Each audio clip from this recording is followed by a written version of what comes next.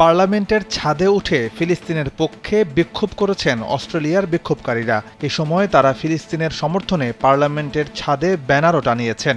৪ জন বিক্ষোভকারীর এই বিক্ষোভ চলে প্রায় ১ ঘণ্টা ধরে।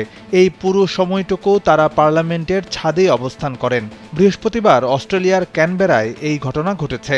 প্রথমে পার্লামেন্টের ছাদে উঠে পড়েন এক ফিলিস্তিনপন্থী বিক্ষোভকারী। তার সঙ্গে ছিল ব্যানার, যেটিতে লেখা ছিল নদী থেকে সমুদ্র পর্যন্ত ফিলিস্তিন স্বাধীন হবে।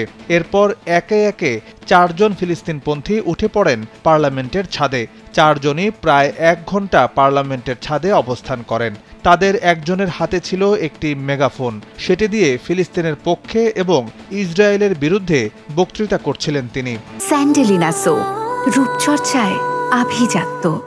এই ঘটনায় রীতিমতো শোরগোল পড়ে যায় অস্ট্রেলিয়ার পার্লামেন্ট ভবনে। পার্লামেন্ট সদস্যরা এই ঘটনার নিন্দা করেছেন।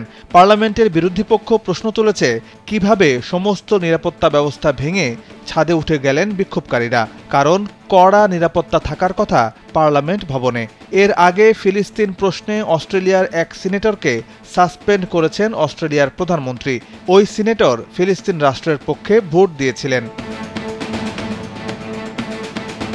গেল বছরের ৭ অক্টোবর ফিলিস্তিনি প্রতিরোধ গোষ্ঠী হামাস গাজা উপত্যকা থেকে ইসরায়েলের ভূখণ্ডে অভিযান চালায়। অভিযানের সময় ইসরায়েলের উত্তরাঞ্চলে ঢুকে ১,২০০ জনের বেশি মানুষকে হত্যা করে হামাস।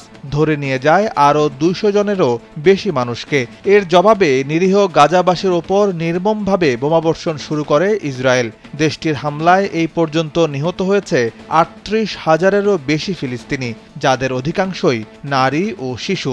আহত হয়েছেন আরও ৮৬,০০০।